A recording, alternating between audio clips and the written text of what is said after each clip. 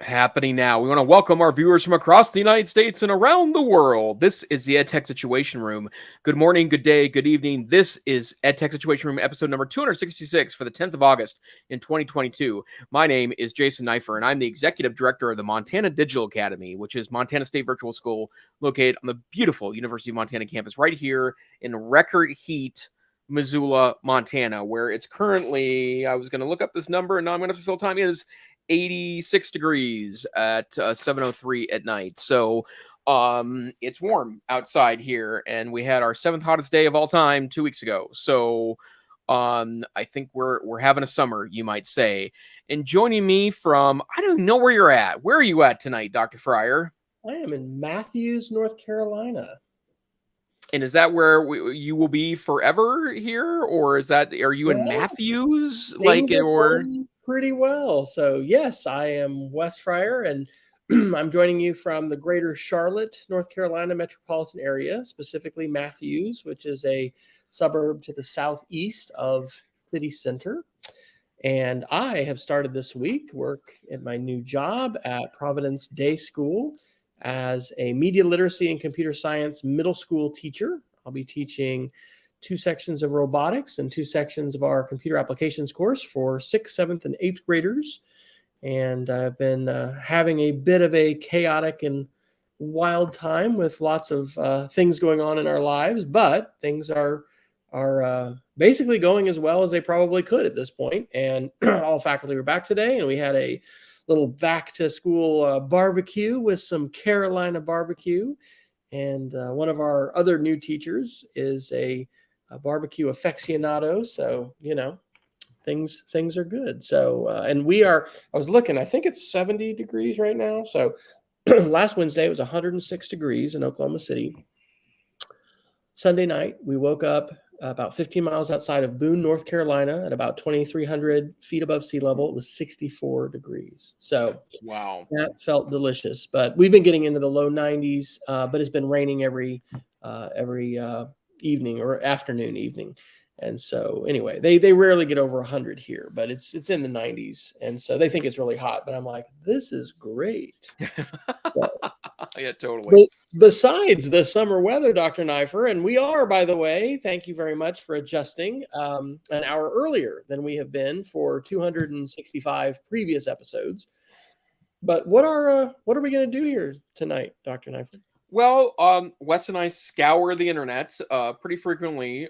Sometimes we'll even do research, and we stick articles that we're interested in talking about in our show notes. And you can see all of our links at edtechsr.com. But we found some things that we think may have some application to schools, teachers, students, administrators, as they navigate the tech jungle that exists out there. And tonight, we have our usual plethora of links. Some Apple kind of what ifs, Google, Microsoft, some social media news, privacy news, security news, the so-called tech correction, the miscellaneous or potent potables, as I like to sometimes call that category, video conferencing, cryptocurrency, computer science, media literacy. It's going to go on, podcasting, hardware, the future. There's so many things tonight to talk about, Dr. Fryer. Is there any particular topic you'd like to talk about first tonight? Oh my goodness. Well, and I apologize for having to do a late cancellation last week. I haven't looked at the links in a while, so your eyes are fresher. But if I was just going to go by quantity of links, it's going to be a toss-up between tech correction or Google. Before going down a rabbit hole, why don't you just brief us on where we are with the Googles? Because it looks like Sure. There's a fair number of Chrome OS updates to talk about this week. Yeah, well, part of the point that I wanted to make is with all these links is that there's a lot happening in Chrome OS world, and in fact, I'm going to share a link later tonight that I think could be an interesting future for the Chrome operating system. Because there are virtual browsers that stream results available now in beta, and I've been playing with one that I'll share with as my Geek of the Week later. But I think that Google is really turning the Chromebook into a super high-end operating system. And for those of you that are power users, and that's not everyone, it's not a requirement to be a power user to be a tech-savvy teacher in today's world. But for those of you that are looking for advanced operating system features, I think Chrome OS is really doing pretty extraordinary work to provide a stable platform that meets power users' needs. And while I love having access to a MacBook on a frequent basis, I could certainly get away with making a Chrome operating system my full-time OS. But I want to share two articles that talk about the most recent release and then something that's coming up in the future. But this is from Chrome Unboxing on August 5th. Joanna Romero reports that Chrome OS 104 is now rolling out and has some interesting new features. And I picked it up. I have a couple of active daily Chromebooks in my life.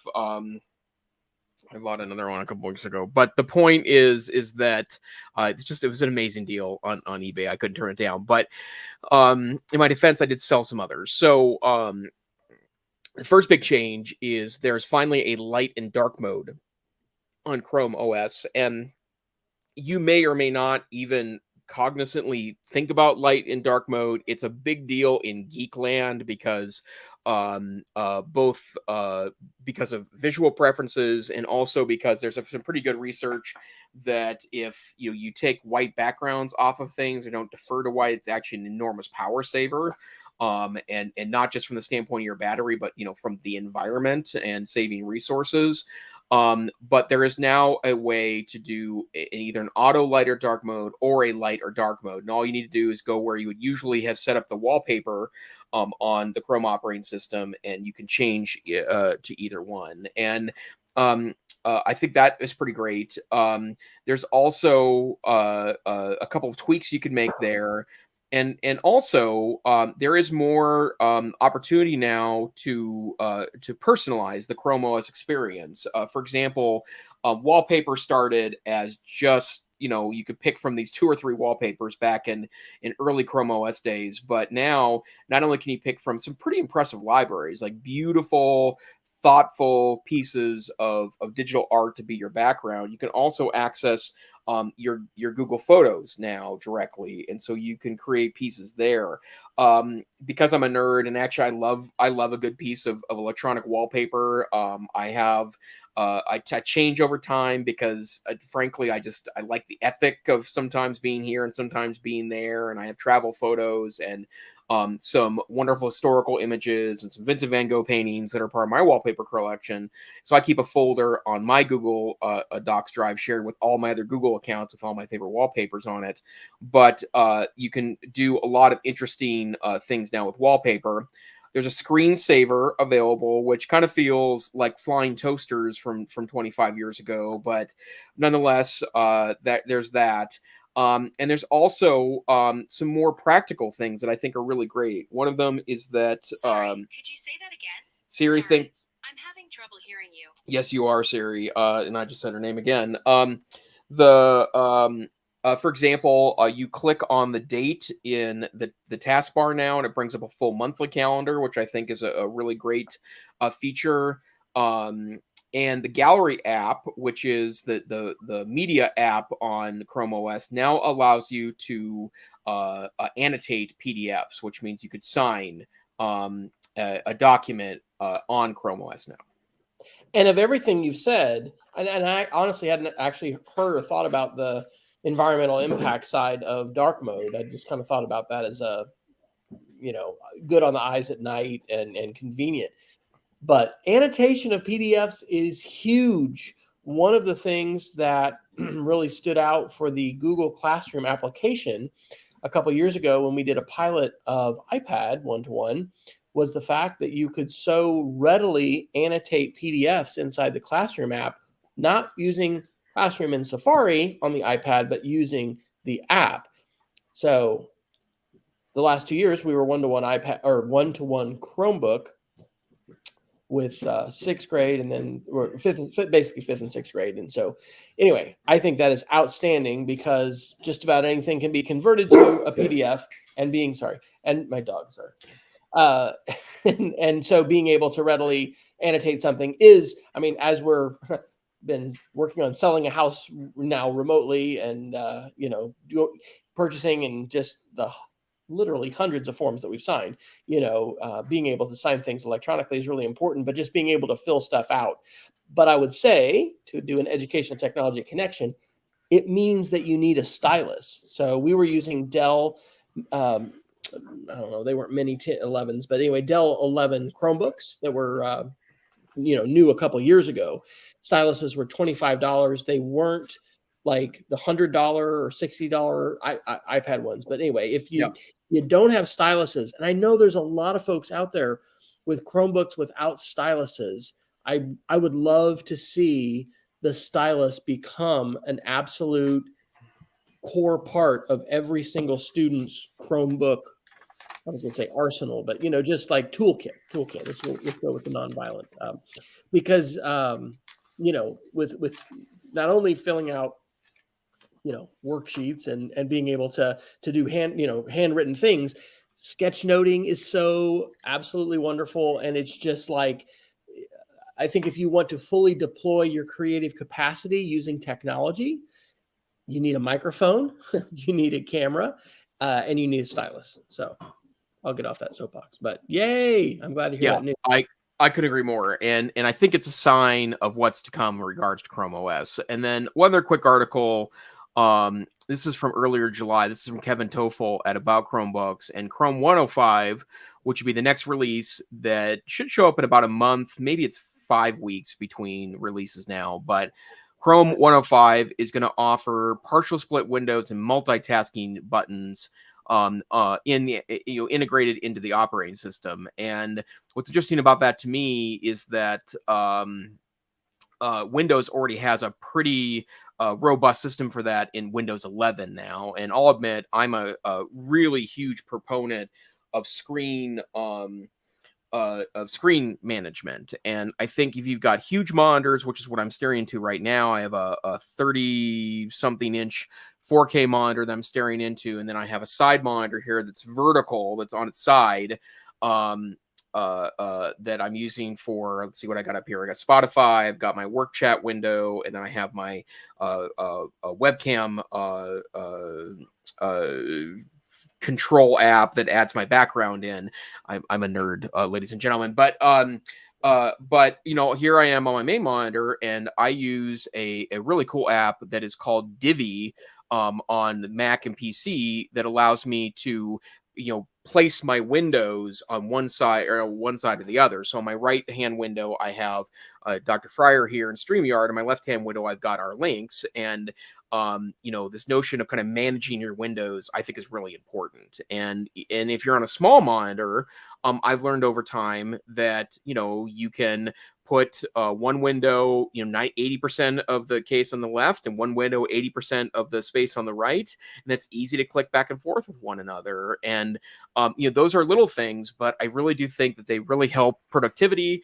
And this is what power users look for, right? And those are the types of things the power users use.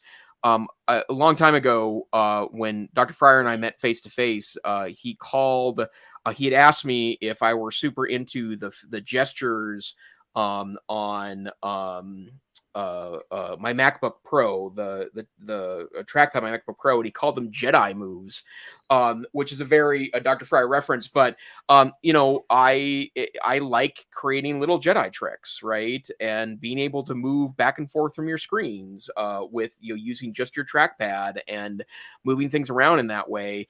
It seems a little, if you ever seen someone do it, it's a little show-offy and a little nerdy, but you can really create an extraordinary workflow that really does truly save time. And so I like seeing these things baked into Chrome OS. So again, coming out of teaching 5th and 6th grade media literacy, using Adobe, now Creative Cloud Express, was Adobe Spark. It's important we use scripts for short videos that we made. 11-inch Chromebooks can be challenging because certain apps like Adobe Creative Cloud Express, they don't want the screen to be too small. And so I ended up printing some things. But this summer when I went to Pittsburgh, I went to the Carnegie Mellon Robotics Institute, and they had a lovely setup. There were Windows PCs, but I managed. But they were dual screen, and it was absolutely fantastic to have our block code here. We were using a derivative of Scratch. It was Scratch, but it was a specialized Scratch for Lego. And then we had our learning management system over here on the side with all of our instructions and little animated GIFs and everything, and just wonderful. So again, I know that reality is not present for a lot of students and even for a lot of teachers. But I think it's something we need to consider if you happen to be the educational technology procurement person thinking about screen size. Obviously, an 11-inch Chromebook is cheaper than a 13-inch Chromebook, but we need to think about purpose and what we're doing and what, I might even be thinking about in my classroom. I don't know. We have a whole new space in the school where I'm now a teacher. And I don't know what the practicality of doing this with mobile is, but especially for doing coding with instructions. And we have, students do this with videos and things like that too. A multi-monitor setup is really ideal. That may not be realistic. And so maybe we'll partner up, and maybe one student will be using their screen, with the instructions or the script, and somebody else is producing. And therefore it's, two kids working together using two screens. But I would be interested to know how many educational professionals today are working with two screens. My perception is that during the pandemic, a lot of us became aware, especially using Zoom, which was a little more friendly, I think, for two screen than Google Meet, just how fantastic it is. And you feel like you have this command center, right? But, Yeah. You've got your chat windows, and you've got your content, and you've got your other documents and things to refer to, et cetera. So When did you have your first second monitor set up, Wes? How long has it been for you? So, and sadly, we parted with a lot of things when we left. I think I parted with 5 computers. I mean, the original PowerBook 100, which I would have never voluntarily gotten rid of that. I saved my original first gen iPod. Oh, there's a lot of stuff we couldn't do, but I had an original white MacBook. It may have been I think it was a G3 or a G4. Anyway, there was a little 12-inch PowerBook that I had, and I had this honking monster. It took literally 2 of us to put it on the desk, monitor. And so I would hook that up and use that in a 2. But that would have been 2003, 2002, something like that. But that was probably my first dual monitor setup. Yep, that's me too.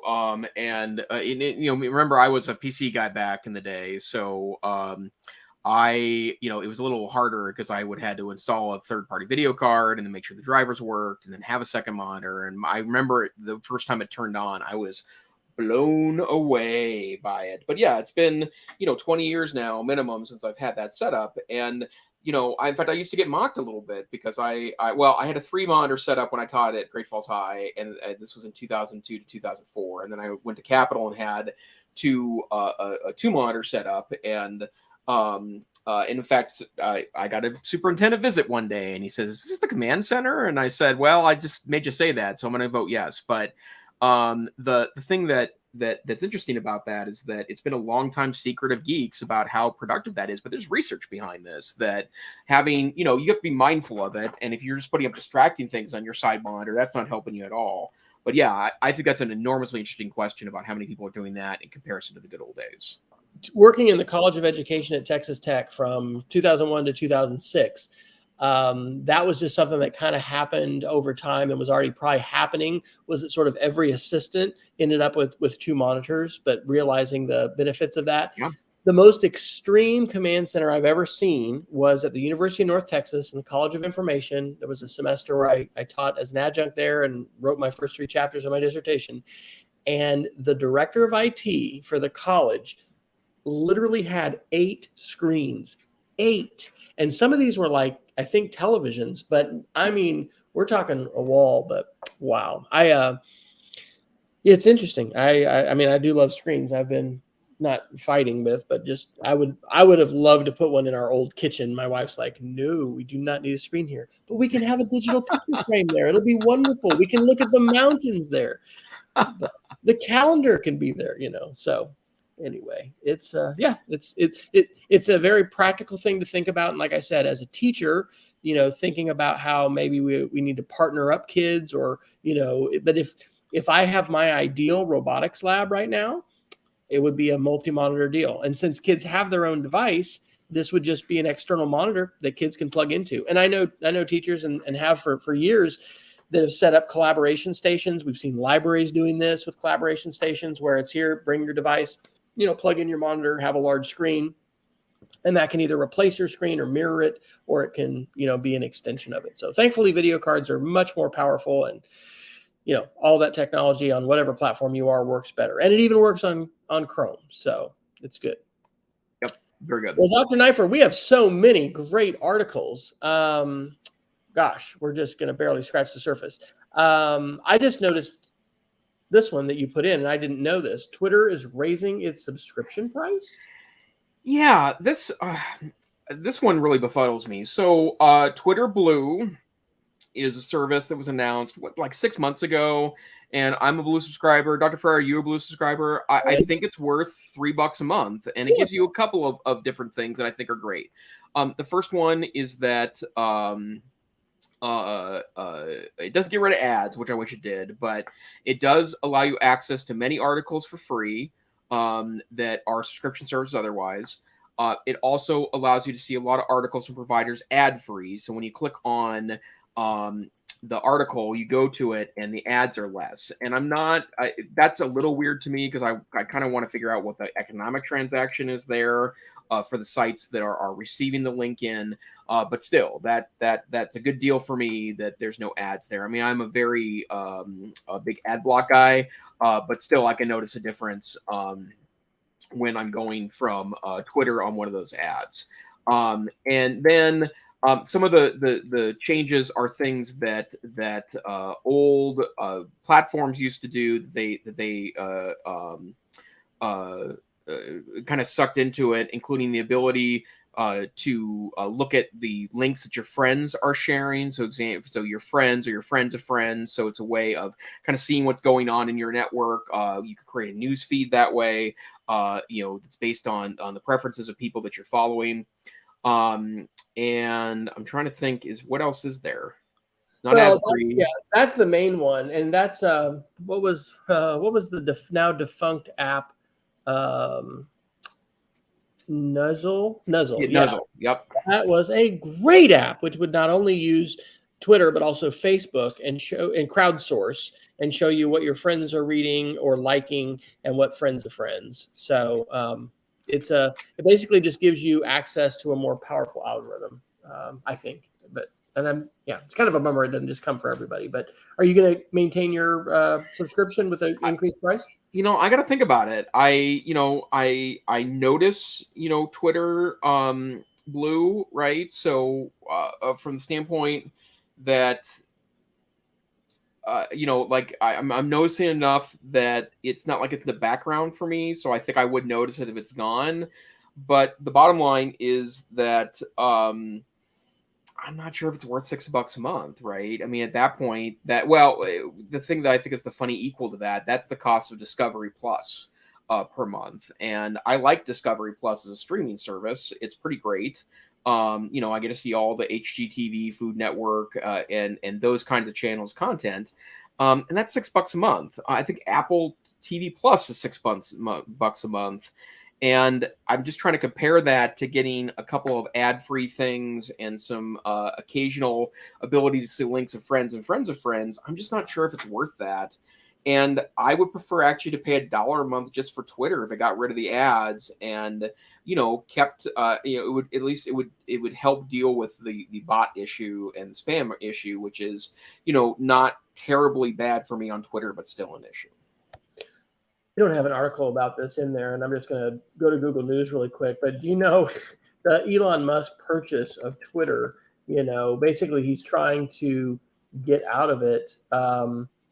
He's been citing the bot dispute and whatever, but it says Elon Musk sells $7 billion in Tesla stock for Twitter deal. So I guess it's going to trial. So anyway, isn't it crazy? Wow. It really is. It's unfortunate that Twitter has an outsized impact on mainstream media and political dialogue. I wish we could keep Twitter and the ways in which we can have conversations and have direct access to lots of folks without having this sort of weaponized by trolls and others, impacts of it. So anyway, Yep, I couldn't agree more. Don't have an answer for that. Yep. That one's for free, folks. That's just a free one I'm throwing in tonight. Okay, I want to do a quick privacy one. So this could actually have gone under the Googles, but I put under privacy. This is Verge, July 27th. Google, like Amazon, what are you thinking, Google? Will let police see your video without a warrant. So one of the reasons that I have decided to settle on Google instead of Amazon for our Internet of Things, which, by the way, I'll be recreating in our new home when we move out of this Airbnb, has been my perception that Google is just protecting things a little bit more and maybe just a little bit less creepy. I don't know if that's a warranted opinion. According to the article by Mitchell Clark, Arlo, Apple, Waze, W-Y-Z-E, and Anchor have all promised not to do that. But Google is saying in the article that, hey, if there's an emergency and we think that somebody's life can be saved because of this video, we're going to let police have it. Now, that actually seems fairly reasonable, but as is the case with all kinds of consumer privacy issues, there are questions of how this is going to be used in fact and what kinds of outlier cases there's going to be, et cetera, et cetera. I think that just as we should safely assume anything we put online today or any account that we have can be hacked, others can access it, it can be made public, I think that video should probably be treated the same, especially since video is just uploaded to the cloud. And it's not just police. Anyway, because I mean, the thing is, it doesn't matter whether the police or anybody else have it. I mean, things can be hacked. So anyway, thoughts on this, Dr. Neiffer? Is this a surprise to you at all? It's only a surprise from the fact that I feel like, I wouldn't want to be a PR person at Amazon. I guess I'll just start there. But the bottom line is that, I understand. I'm pretty sure there's a bunch of terms of service sitting in, all these technologies, user agreements that you can click on and find out more information. So I'm sure the people consented to this. But the bottom line is, and the other thing that's also correct too, that people don't have really as much of a right to privacy once they're outside their homes than they think they do, right? Like I can literally go downtown right now and start a video camera and no one has a right to privacy there. Period. End of story. You're out in public. And a lot of people think that you have to consent to having video taken of you in public. You don't. If you're in your private home, there's an awful lot of things that you can be protected from then. But when you're out in public, it means nothing from the standpoint of privacy because you're in public. You don't have the protection of your home. And the reason why that I think it's important in context of these articles is that those are longstanding expectations in the United States and jurisprudence, that you don't have, certain protections when you're out in public. But if there's something that, changes that calculus a bit, it's probably worth revisiting. I'm not entirely sure if the current Supreme Court, it would be, a privacy activist court, to put that in a pretty bland way. But the bottom line is I do think that there are a lot of things we need to revisit because laws don't protect us as much as we think they do. And, I know there are services that do things like have a camera on streets and literally are taking pictures of every car and recording the driver's license and the car license plate, and they sell that data. And that's perfectly legal to do because you have no expectation of privacy. You're driving down a street, photos taken of you. You have no expectation of privacy, and your license plate is a matter of public record. The things that can be done with surveillance video today using open tools would probably scare a lot of folks. And I have two fast stories from my former school. We have an amazing high school computer science teacher. Shout out Rob Huber. And there were a couple projects Well, actually, I think maybe one of them they are doing, the one that they couldn't do was they were going to just go ahead and set up a camera where all of the high schoolers come in and then use the facial recognition database to go ahead and do attendance. And the thought was, well, that's just going to be a little too creepy and too invasive. Reality check, we have over 100 cameras, there's surveillance cameras on that campus. They're not, to my knowledge, hooked up. They're not, the video footage wasn't being uploaded to the cloud and it wasn't being hooked to an AI algorithm. But it's pretty easy, quote unquote. I guess that's sometimes not a great word to use with technology, but it is not an incredibly complicated nor expensive thing for people to create some pretty powerful solutions like that. I don't remember if he actually got this one going, but students as a project were setting up a license plate scanner on the side of our campus where our preschool is, to basically just go ahead and scan the license plates of parents and then notify the folks at the door, hey, Joey's mom is here. And anyway, that kind of thing is quite doable today. And I think that there is a level of educational informing that needs to happen with all of us, with not just students, but with parents as well, in terms of the potential intrusiveness and then also just the ubiquity of surveillance cameras and footage and what can happen with it. I mean, we've mentioned this on the show, but I'm not seeing it right now because I'm not watching us on Facebook. But we have live transcription, which I think was just turned on by default. I don't think I had to do anything special for that. But there are implications to that, saying, hey, anything we say here is being not just recorded, but it's being transcribed, and therefore it's searchable, and therefore it's connected to our digital footprint, yada, yada. So, yeah, interesting. Totally. We have so many articles. Rather than just go through a whole category, I say we just jump to the ones that we're most interested in or we want other person to talk about. Sure. Well, let me do. Did you do the TikTok Gen Z search one? No, or I did. Yeah, that's a great one. Let's talk about that one. Where did I stick that one? That's under media literacy. Yeah, where it probably belongs also under tech correction. So, Business Insider, July 13th. Half of Gen Z reports that they use TikTok and Instagram for search instead of Google, and that's according to Google's own data.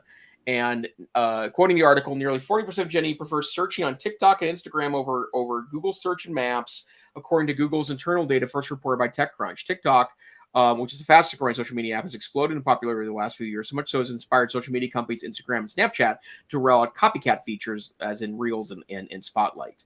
And now a Google executive has confirmed that TikTok's format is changing the way young people conduct internet searches, and Google is working to keep up. So, in other words, 40% of young people, quoting Google's internal study, this is a Google senior vice president, 40% of young people, when they're looking for a place for lunch, don't go to Google Maps or search, they go to Instagram or TikTok. And personally, that is shocking to me. It's not surprising, but it's pretty shocking. And what it tells me is that we're not spending enough time on media literacy, right? I have no problem with TikTok as an informational architecture, right? Because I've learned myself a lot on TikTok. And although I haven't pulled the trigger yet, I soon will be joining ridiculous people like Dr. Fryer and becoming a barbecue connoisseur.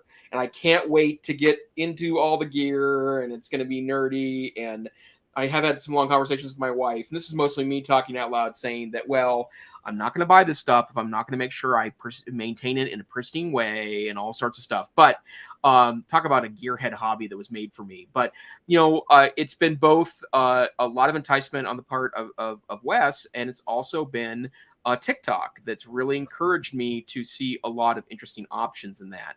And the fact that I, have been able to be reaffirmed with that.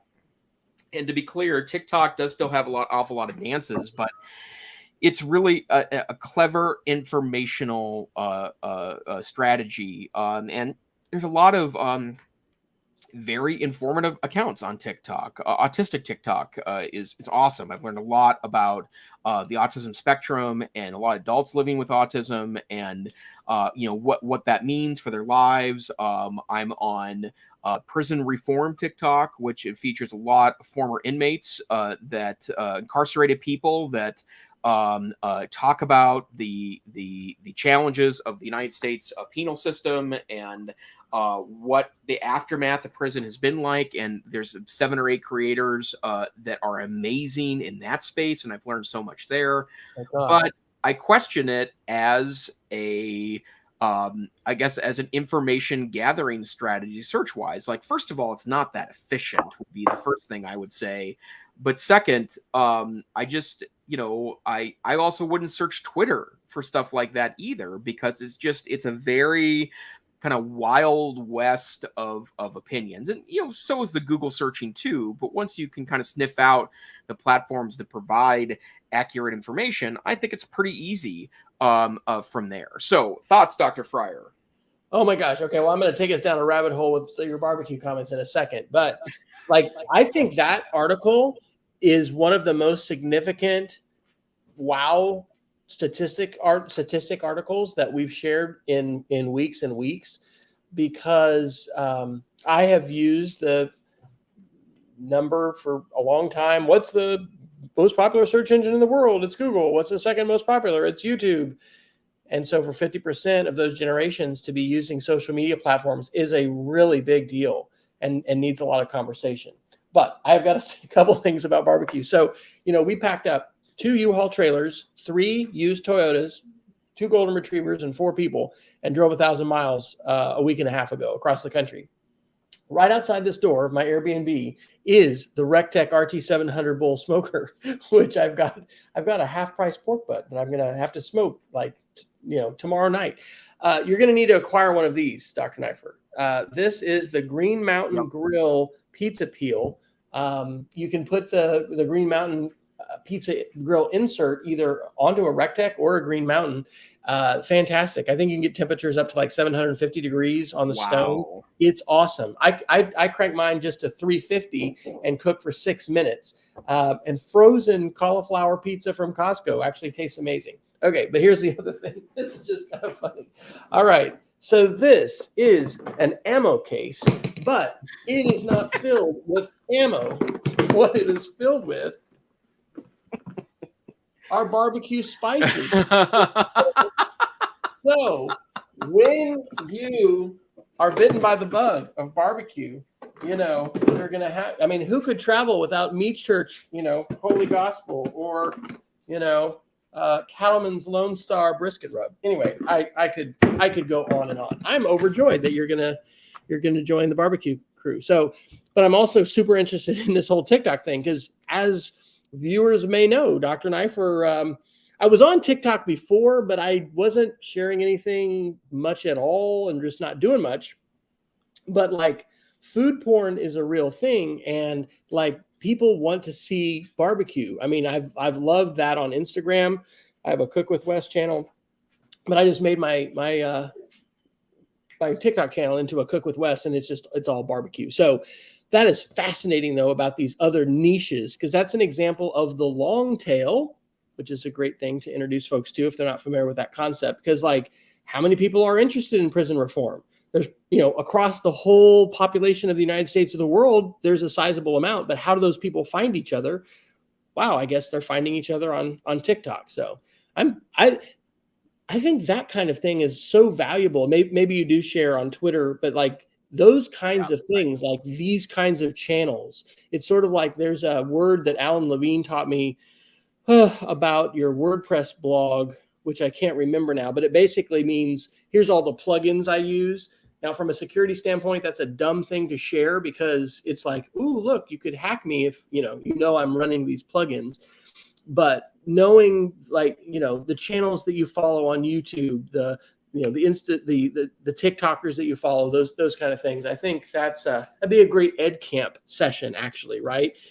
Things you learn, things I'm learning on TikTok or people I follow on TikTok. So that's fascinating. And I wonder how many teachers, here we are starting the school year, right? how many teachers realize that so many kids, and I'm talking college professors, instructors, as well as K-12, that's a major statistic to talk about search. So I wonder if the founders of TikTok had any clue the behemoth and the massive popular platform that they were going to be giving birth to. Well, I will say I did meet with a colleague a couple weeks ago at a conference, and actually heard him interact with his kiddos, and he doesn't allow them to go on TikTok, and it's not because of any perceived danger. He doesn't like how quickly the videos go by and how it really does kind of mess with your attention span a little bit. And I think there's a lot to that. I think that is indeed correct, the way he's perceiving that. But I would say that I'm just not sure we're talking about this stuff enough. And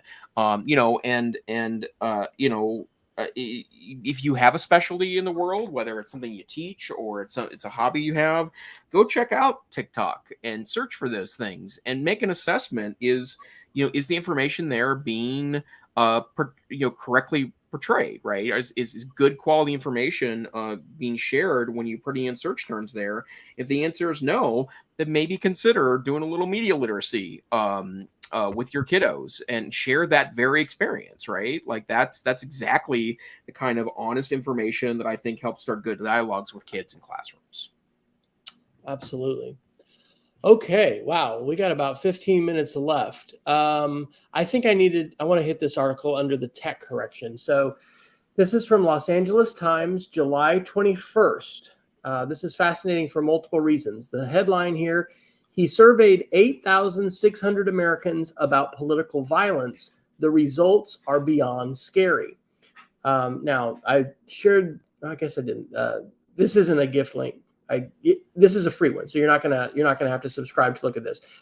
This is by Steve Lopez, and I'll just read the initial 2 paragraphs. When UC Davis violence researcher Dr. Garen Wintemute queried Americans on political violence, race, and threats to democracy, he didn't know exactly how scary the results would be. Quote, "We expected the findings to be concerning, but these exceed our worst expectations," says Wintemute, a go-to source of mine for many years on gun violence, which he witnesses firsthand as an emergency room physician in Sacramento.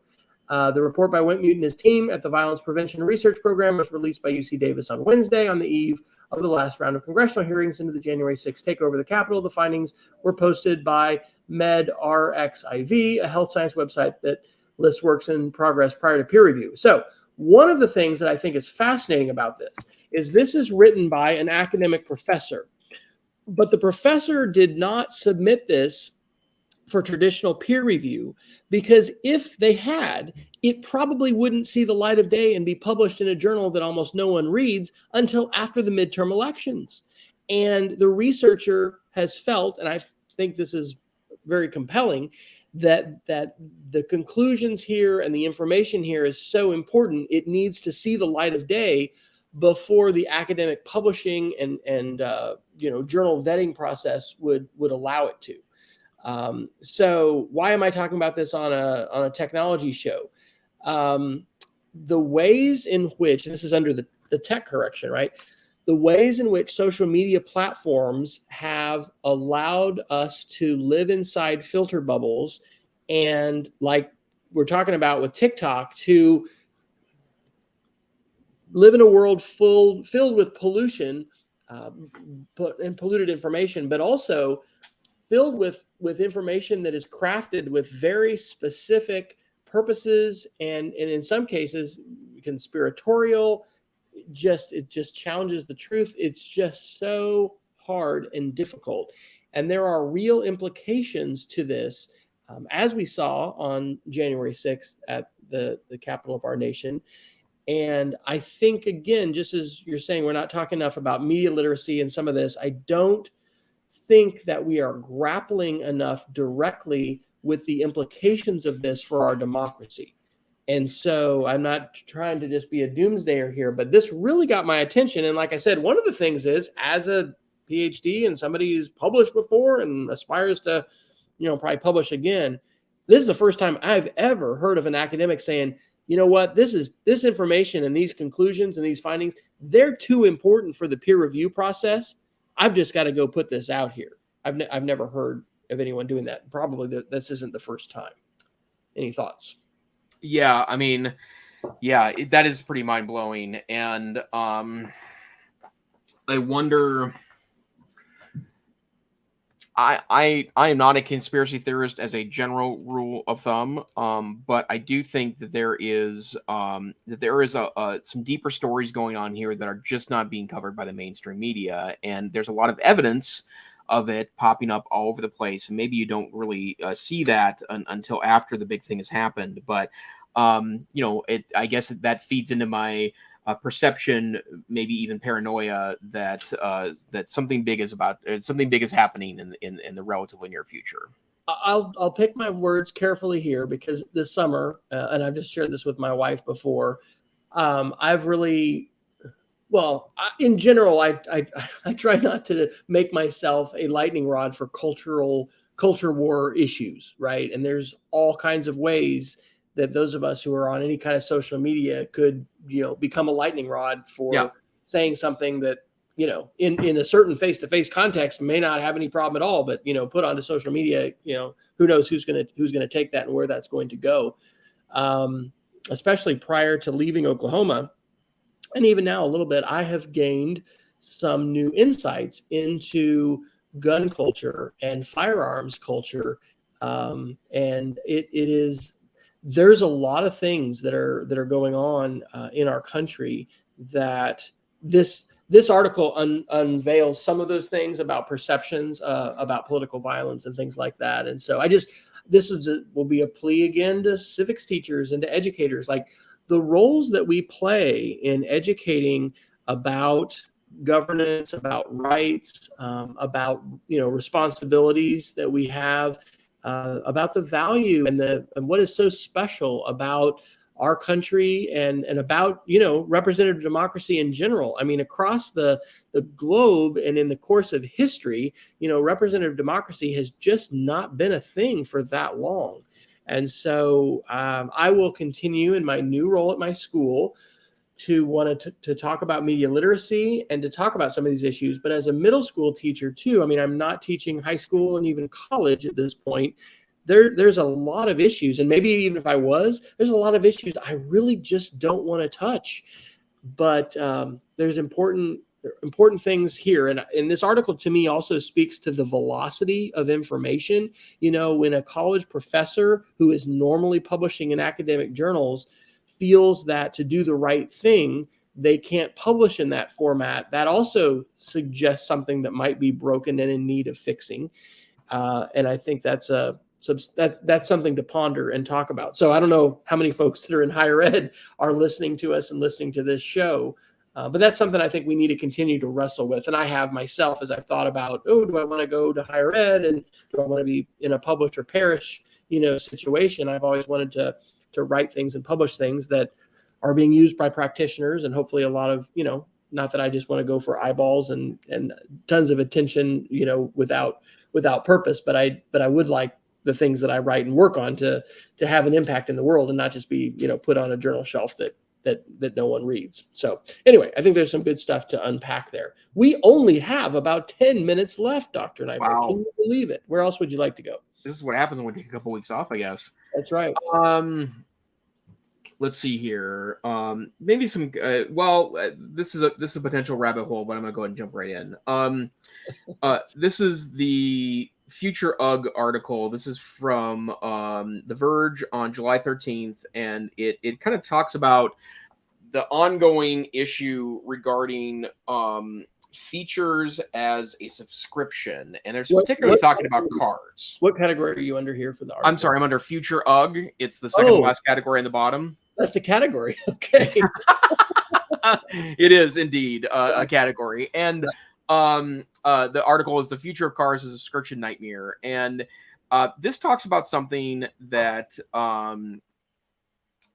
that has been an issue with a lot of high-end cars. Tesla, for example, started offering the kind of semi-autonomous driving cars, and that feature, I believe, is a subscription feature. So the software had to download to your car, and you had to pay for it per month. But they're talking about something that happened that BMW started selling $18 a month subscriptions to heated seats, including the country of South Korea. The German automaker had previously tried and failed to get customers to pay $8 a month for access to Apple CarPlay and Android Auto, features that are otherwise free in other companies' vehicles. But even after BMW reversed its decision to force people to pay something that they used to be free, it was clear they wouldn't stop there.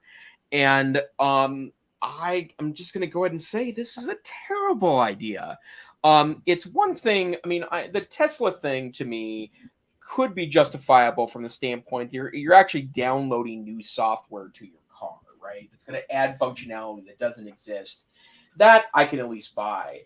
But selling access to the stuff in a car you've already purchased is kind of a gray area for me. And I would imagine that you might agree in the wintertime to $18 if your hiney was cold and you were sitting in a car warm up. If it's cold enough, you might even pay $18 for the day for that feature. But that doesn't make it a viable strategy. And I'm also shocked that BMW thought that people would pay $80 a month for access to CarPlay. And again, I love CarPlay, and I'm sad that I'm going to probably have my car, 2014 car that I bought new in 2014. I'm kind of a drive the wheels off the car kind of guy. Like, my next car will have a jetpack on it. That's how long I would keep my current car. But the bottom line is that I would never pay $80. I mean, that's like $900 a year. For that. And it's cool, but it isn't that cool. That's a new pellet smoker, Dr. Neiffer. That's exactly that. I'd rather smoke meat than have turn-by-turn directions on a big screen in my car, right? Especially since I'm carrying my phone anyways. So I guess the reason why I'm mentioning this is that I think this is a dark future for software and hardware. And to be honest, I think schools could end up getting a raw deal in the bigger situation because, already schools have to stretch every technology dollar. Machines have to stay into service way longer than they should. And I still know schools that are using Adobe Creative Cloud 2, right, which was released like 18 years ago because they can't afford the licensing for Adobe Creative Cloud Online, the new version that's automatically updated because it's just too expensive for their school. Like, I can't imagine, getting access to the back USB ports by paying $2.99 a month, or adding in that the tablet GPS only works if you're paying $3.99 a month for access to that hardware. So it's a disturbing future, and I don't like it for consumers either. But thoughts, Dr. Fryer? Well, I mean, it's a little bit just like we see with all kinds of educational technology platforms, to include digital music, is it's just all about the subscriptions. Yeah. So we've talked before on the show about doing an audit, actually changing your debit card, if you end up using that for subscriptions and stuff like that, can be kind of helpful for that, because then you can at least disconnect all these things that you have and then, take stock of whether or not it's actually worth it, to pay for all these kinds of things. Automakers are in a huge transition. I'm driving our 20-year-old 2002 Toyota Highlander right now, so I've taken that back from one of our kids. I actually do miss CarPlay. I think it is a pretty big safety thing to have that on the screen and not have that. Like right now, I have it on my phone. But it's certainly not worth paying $80 for. And so with electric cars and software updates are going to be worth paying for, right? You're going to want a company that stays in business, just like we've talked about Internet of Things. I don't want in our new house to be putting in smart light switches, which are going to be, not just plugged into an outlet, but an actual switch that's hardwired. The firmware updates on that are actually important. We need to pay attention to these things. And obviously a light switch is not an automobile, but the issues are similar because they both need firmware updates. And you want to bet on a winning horse. You really shouldn't buy something that is going to be going out of business. You're going to want a company that's going to have a commitment to updates. But in the case of this auto stuff, I think you're going to want somebody that has a reasonable pricing structure. So I'm going to read this some more, and we're, in an ideal world, we'd be in the market for an electric vehicle, in the not too distant future. I don't know that that's going to be in the cards, but fascinating to see how technology is continuing to impact. And the last thought here is, I think cars to a degree are going the way of aircraft. And I've had folks working for Boeing or Northrop Grumman or some of these other companies, tell me that basically this is just flying code. The new tanker that's going to take the place of the KC-135, which is going to have flown for like over 100 years. It's incredible how many years we get out of our airframes. I mean, the amount of code in that is just mind-boggling. And so that's one of the ways Tesla has a lead on many auto manufacturers today with respect to self-driving cars and other kinds of features. Is just, their code base is so good, and they've got this, great updating network, et cetera. So probably could do a whole show on that. But I regret to say we got 5 minutes. So I don't know. We could do another article or two, or we could Geek of the Week it and be done. What are your druthers? Could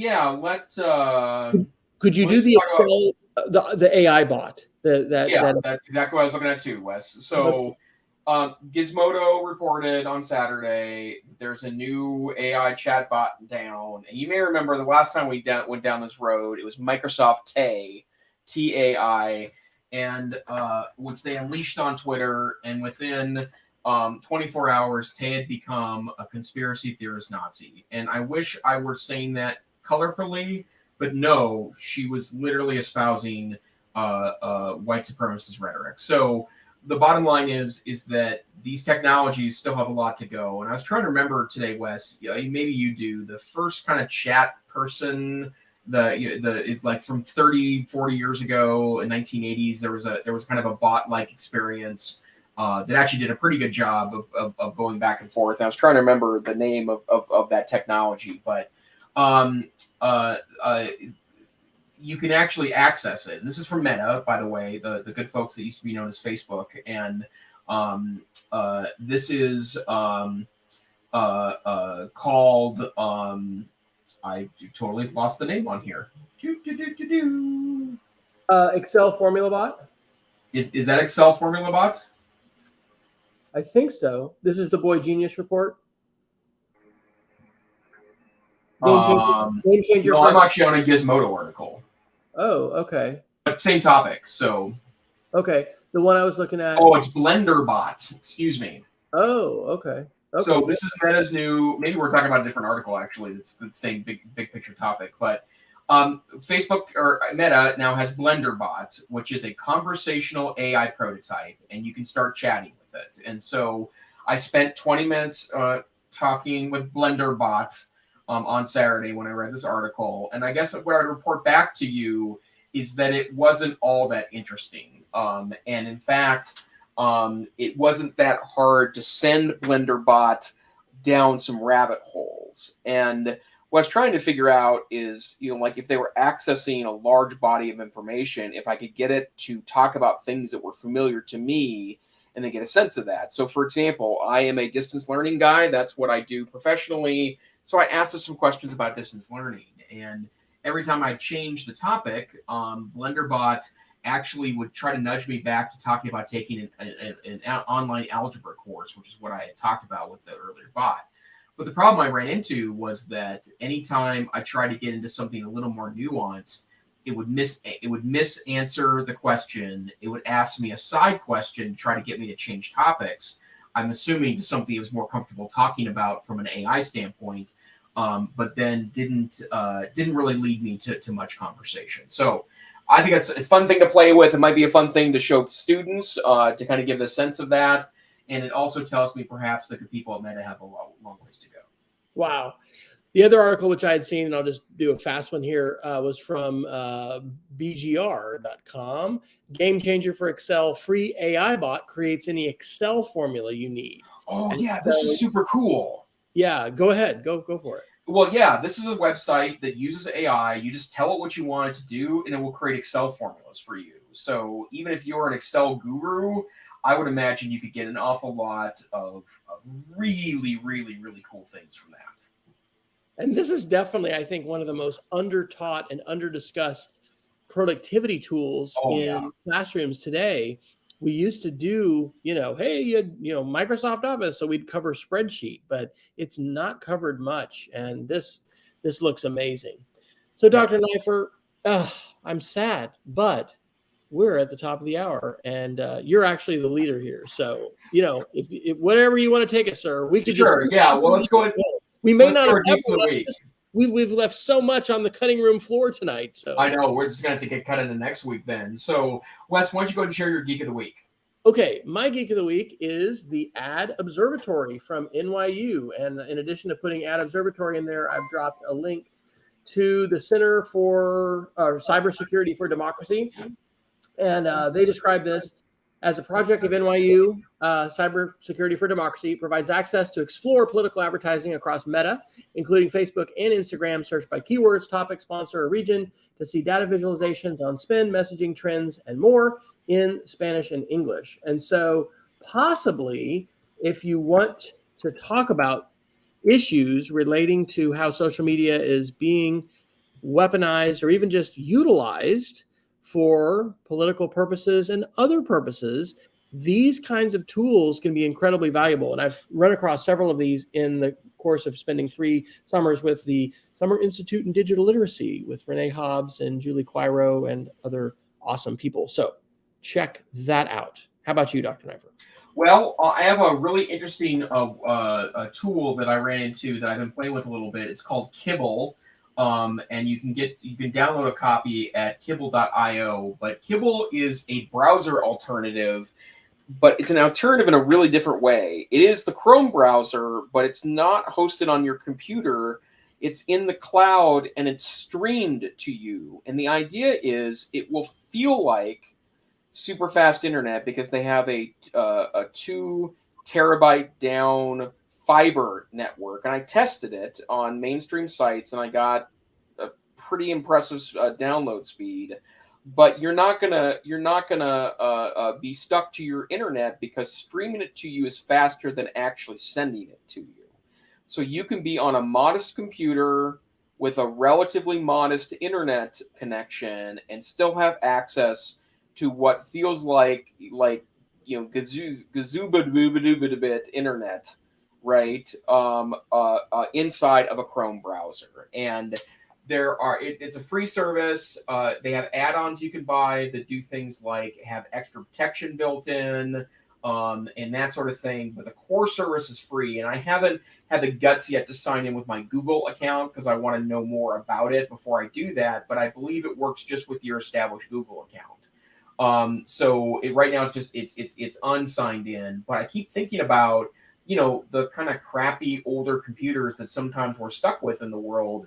If your browser's fast and your internet feels fast, it does not matter. You are fast. Yeah. Well, and I could even see if they ever have a Linux version, like this would be a fun thing to put on a minimalistic Chromebook. Ladies and gentlemen, that is a true Geek of the Week from Dr. Yeah. Kibble.io, and it's not super robust yet, but it's pretty darn cool. So, wow. Well, Dr. Fryer, hey, where can we find you on the internet? I'm at wesfryer.com. You can go to wesfryer.com/after for lots of links, including all my cooking stuff. But wfryer is my handle on Twitter and the fastest way to get in touch with me. How about you? I am best found on Twitter, Tech Savvy Teach. But this here is the EdTech Situation. We're a once-a-week podcast that broadcasts at 7 p.m. Mountain Time, 9 p.m. Eastern Standard Time. That's somewhere still in the middle of the night for our good friends in Western Europe. If you want to catch us live, plenty of places to do that.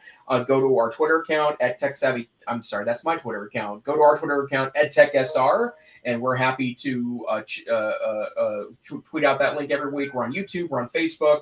If you want to download us as a podcast, we are available everywhere. Find our podcast or aggregated. Or you can go to our website, edtechsr.com, download the tiny MP3, or edtechsr.com/links and see all of our links.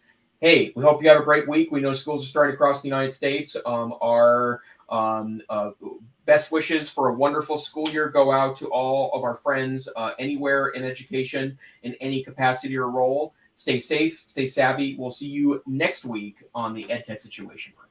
Good night. Good night, everybody.